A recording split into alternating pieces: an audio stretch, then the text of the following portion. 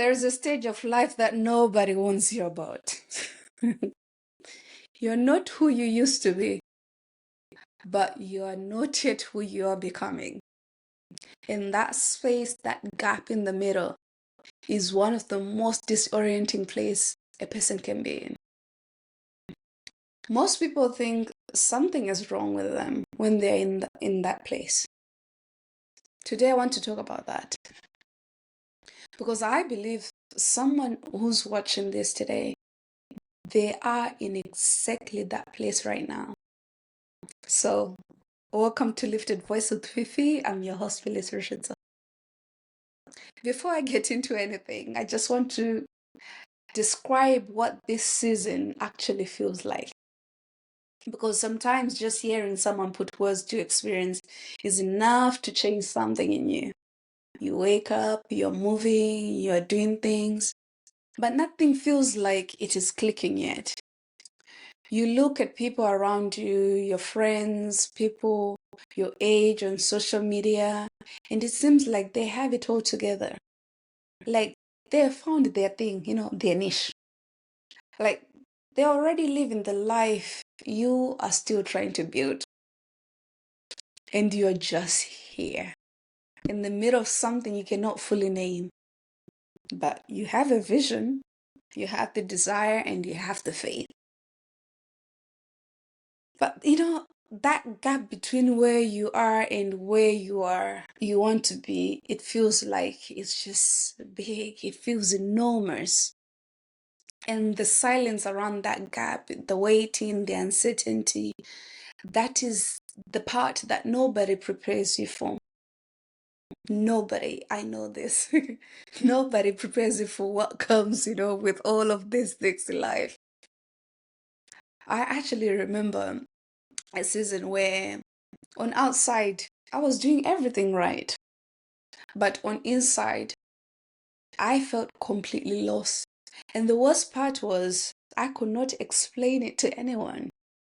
Because how do you tell someone you feel stuck when your life looks fine? That feeling has a name. And today I just want to give it to you. So here's the first thing I want you to understand. The confusion you feel right now is not a sign that you're failing. It is a sign that you are changing. Those are two complete different things.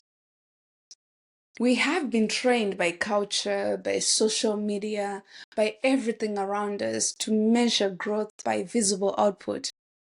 If you cannot see it, if you cannot post about it, if you cannot prove it, then it must not have been happening. But the most important growth in a person's life is almost always invisible before it is visible. The tree, the roots go down before the tree. Before you see the trees going up, it starts with the roots. And nobody photographs the roots. And we see this from the book of Prophet Isaiah 43:19. See, I am doing new things. Now it springs up. Do you not perceive it? I am making a way in the wilderness and streams in the wasteland. Did you catch that? God says, I'm already doing something. The question he asks is, do you not perceive it? Not? Why is nothing happening? But why can you not see what is already happening?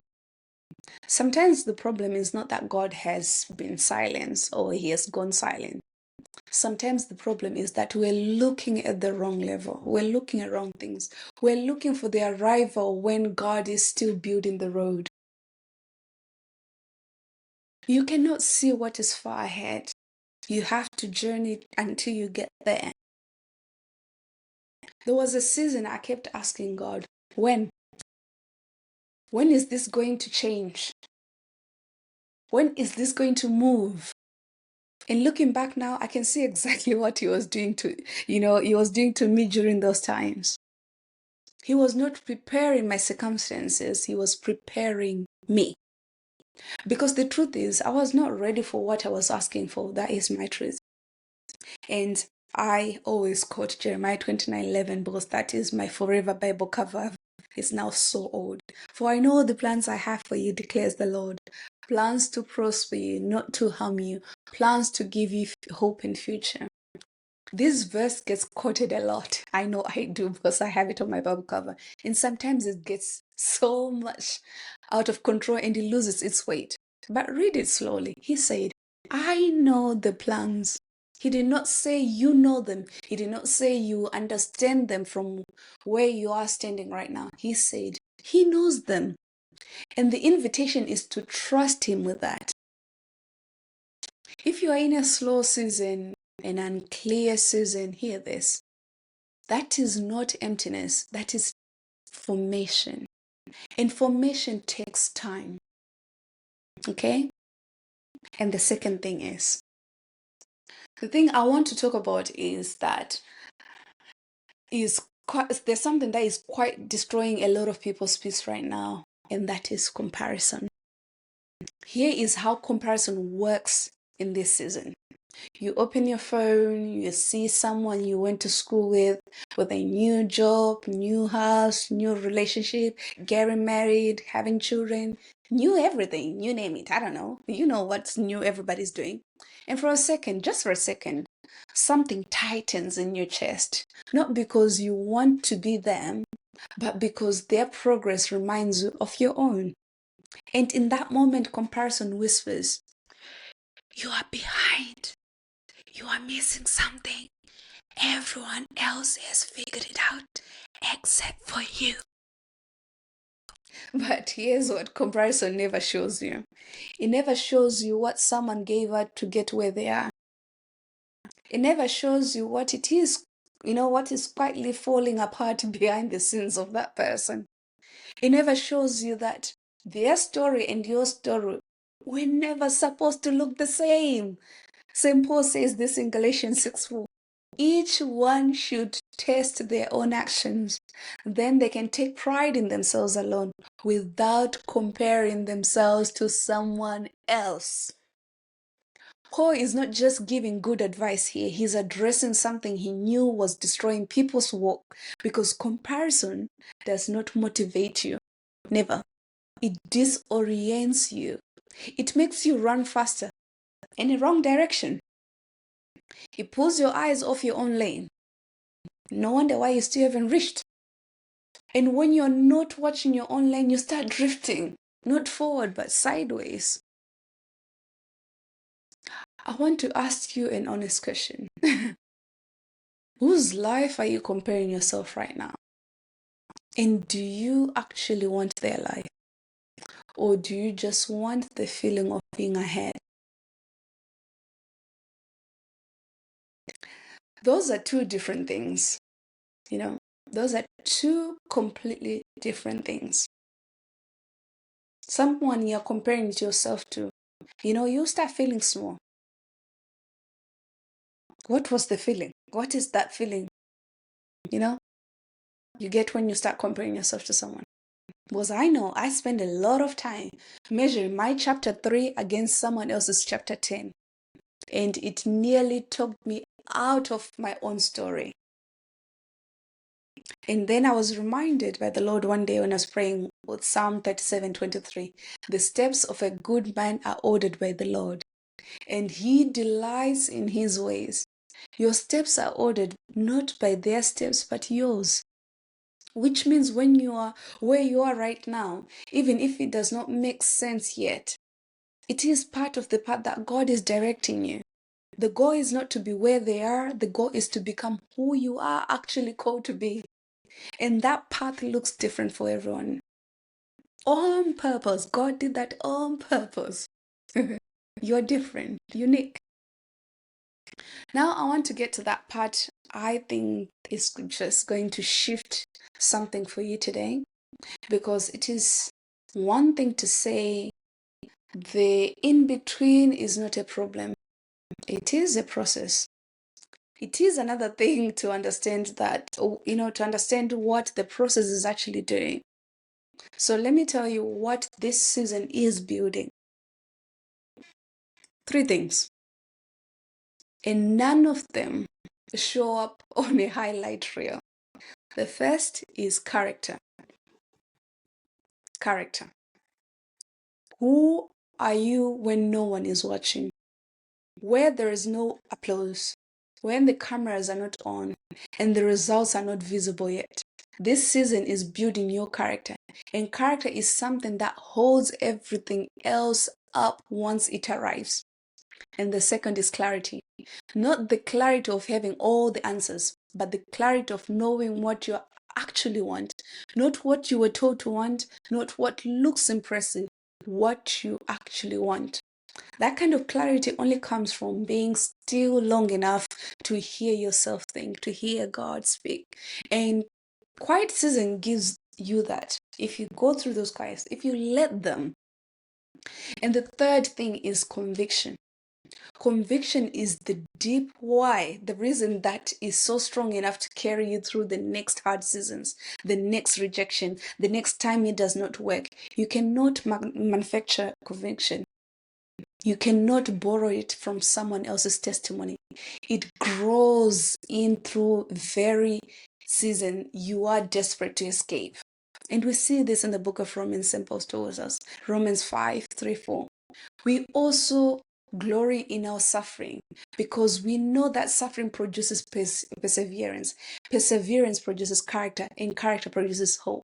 Paul is describing a chain, and none of it skips that hard part. Suffering, perseverance, character, hope. And that is the order. We do not get to the hope without the walk. But here's the thing Paul says that I do not want you to miss. He says, we glory in it, not we survive it, not we tolerate it, we glory in it because we know what is producing. We know what is producing. We know, you should know.